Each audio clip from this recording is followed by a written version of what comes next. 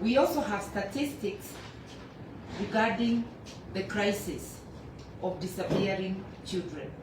Between January 2025, that is last year, and March of this year, that's about 15 months, 10,500 child protection cases were recorded. 1,600 children were reported missing. There were 2,000 abductions across the board. 6,800 abandonment cases of children, and 173 cases of child trafficking Behind every number is a child whose future is at risk. When the justice system has failures, these failures affect the most vulnerable and affect the entire society. Survivors face a fragmented response. We have already been told they are re-traumatized.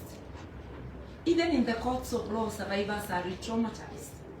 I had a parent who called me about 2 weeks ago.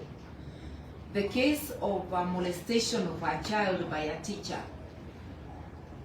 was about to continue hearing. And her daughter, who is barely 14, was being required to testify in open court. That's a court of law. And the law is clear. Even for adult victims, the court can be requested that the evidence be given in camera, not with so many present. But imagine a child of 14 being asked to recount in a full court. So the matter was adjourned, and I believe that lawyers were sent to ensure that that child does not get re-traumatized in the course of pursuing justice.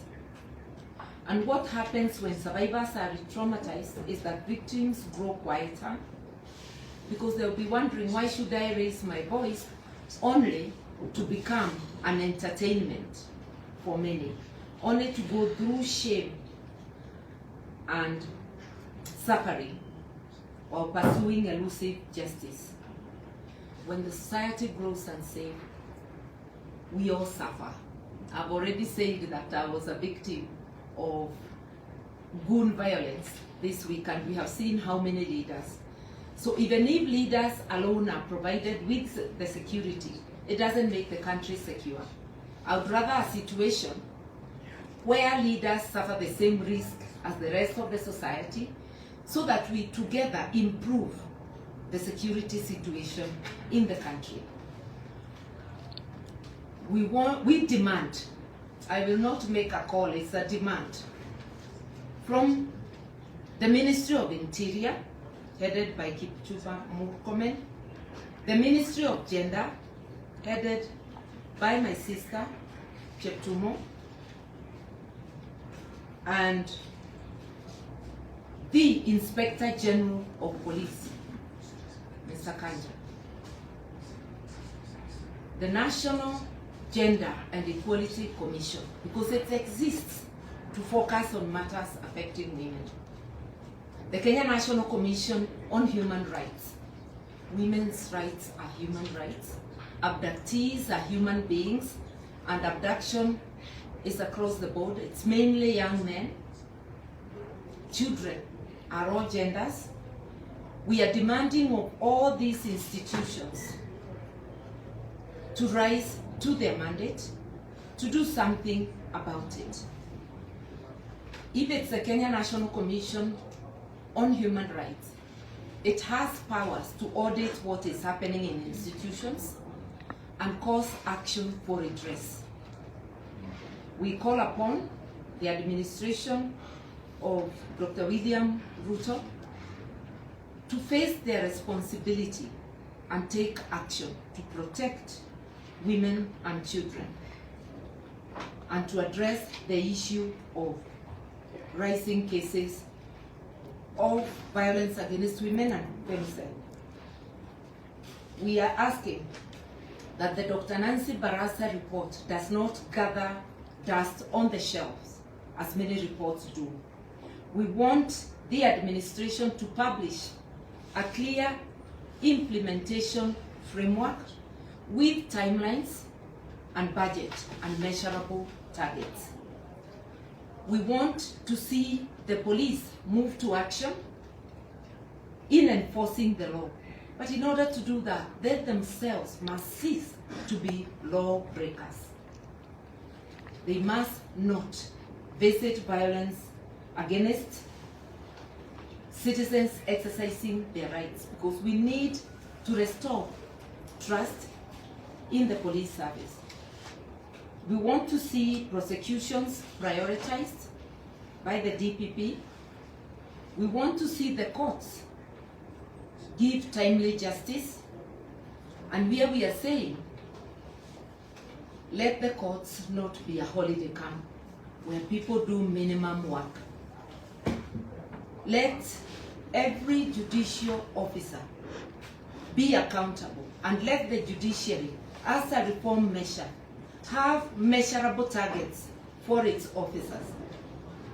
There must be an average a magistrate can do, an average a judge can do. There must be tracking of part-heard cases and judgments not delivered. It is possible to unclog the wheels of justice and to have cases heard real time. We must restore justice and confidence in the justice system, and restore confidence that we are equal in the eyes of the law. We commend the police for, in a very short time, finding those who were suspected of having killed a member of parliament, Were.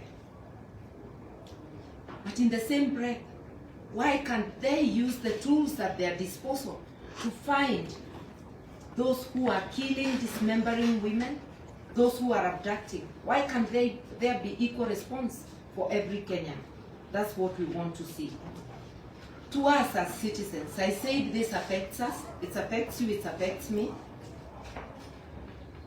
The men who are mainly the perpetrators, your fathers, your brothers, you are related to the victims. We are related to one another as the male and female gender. We are asking you to stand with the victims.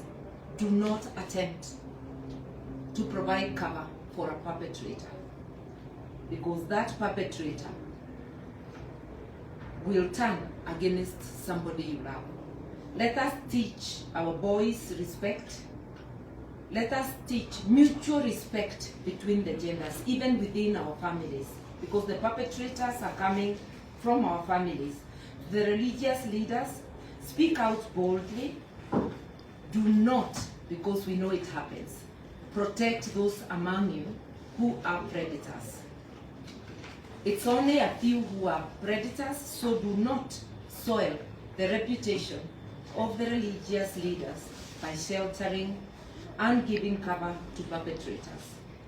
To the teachers, please don't cover the few perpetrators among yourselves. Report them, because they are a menace to those you love. Let's educate our children on their rights and safety. Let us remind the society that we are each other's keeper, so that whenever we see a child or a woman in distress, let us all respond. We know Kenyans are capable of a nationwide campaign. The way the campaign for AIDS has been successful, although we now are told we have lowered the guard and the figures are rising once again. The way I saw the campaign for Corona mounted, we can mount, and we must mount a countrywide awareness on the need to protect the vulnerable in society, and especially women and girls. The first responsibility lies with the government for the protection of every person, and in this case, protection of women and girls against gender-based violence and femicide. True leadership is not measured in the number of messages of condolences or empathy you give. It is in the action you institute to ensure that these things do not become cyclic. We want to see budget and action plans that reflect priorities and institutions being strengthened to equally respond and protect the rule of law. Today, as citizens of this country, we together launch a campaign of Act Now, hashtag Act Now to end GBV. It's your responsibility, it's my responsibility. We've said it's not a women's only matter. This is a campaign for everyone. Register your support, take action in your home, in your school, in your church, in your mosque. Whatever position you're in, take action. Our joint non-political Wenyenchi Solidarity campaign will highlight survivor organizations, connect citizens to services, demand full implementation of the Nancy Barasa report, because laws and reports do not save lives. It is action. It is implementation that saves lives.